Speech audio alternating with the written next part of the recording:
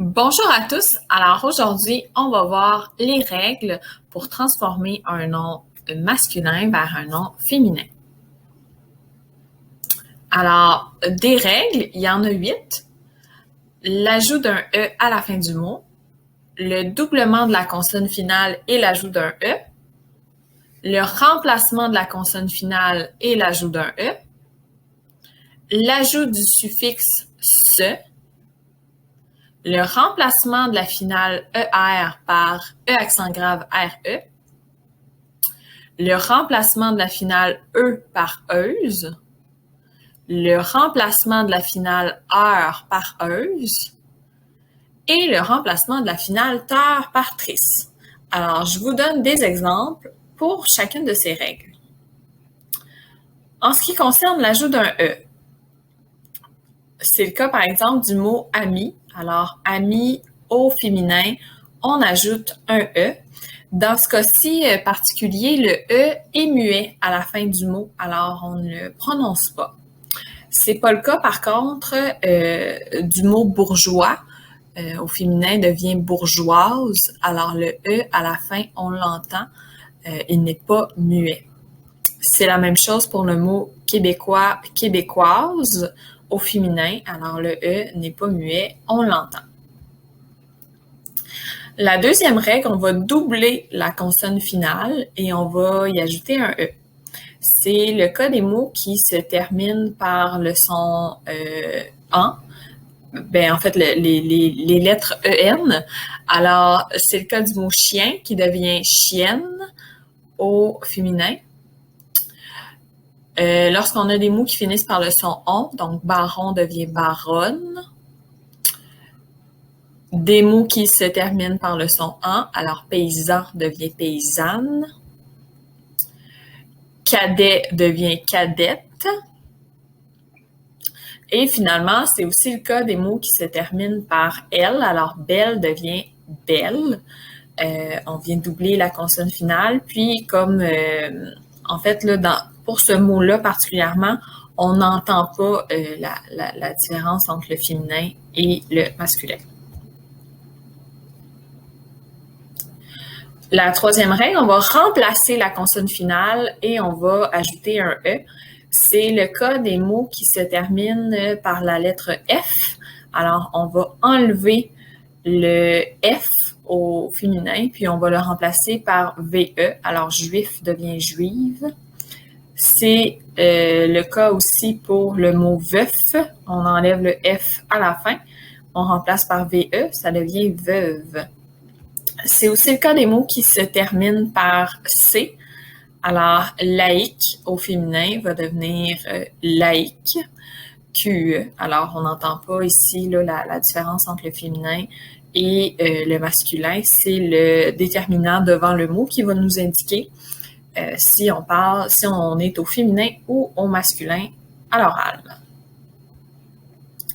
La quatrième règle, on ajoute le suffixe se. Alors, Anne devient Annès. Abbé, abbesse. Hôte, hôtesse. La cinquième règle, on remplace le « et » par « r ». Alors, c'est le cas du mot animalier, animalière. On enlève le « er » et on le remplace. Berger devient bergère au féminin. Boulanger devient boulangère. Puis on peut passer à d'autres exemples, policier, policière, par exemple. Donc, règle numéro 6, on remplace le « e » par « euse ». C'est le cas du mot amoureux qui devient amoureuse. Peureux qui devient peureuse. Évidemment, la langue française est pleine d'exceptions. Alors, dans ce cas-ci, vieux devient vieille. Alors, pour ce mot-là, précisément, la règle ne s'applique pas, c'est une exception. En ce qui concerne la septième règle, alors on remplace les mots qui finissent par heure par euse. C'est le cas des mots acheteur qui devient acheteuse. golfeur qui devient golfeuse. Et évidemment, il y a quelques exceptions. Alors, pêcheur au féminin devient pêcheresse et vengeur devient vengeresse au féminin. La septième règle, excusez-moi, on vient remplacer des mots qui finissent par terre par trice. Alors, agriculteur devient agricultrice. Lecteur devient lectrice. Évidemment, il y a quelques exceptions. Chanteur qui est chanteuse au féminin. Enquêteur, enquêteuse.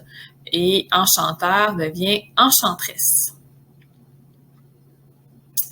Mais ce n'est pas tout. Hein, évidemment, la langue française est belle, mais est très complexe. Alors, il y a des noms qui vont garder la même forme au féminin et au masculin. C'est le déterminant qui va être placé devant, qui va nous indiquer si on a affaire à un nom féminin ou masculin. C'est le cas du mot élève. Alors, un élève, une élève. C'est le cas du mot médecin. Alors, un médecin, une médecin. Et c'est le cas du mot accessoiriste. Donc, un accessoiriste, une accessoiriste. J'ai aussi des noms qui n'ont pas du tout la même forme au masculin et au féminin. Alors, vous en connaissez probablement. Frère-sœur, garçon-fille, homme-femme et coq et poule. Il y a aussi des noms qui ne suivent aucune règle. Alors, c'est le cas de jumeaux, jumelles, fou et folle, et beau et belle.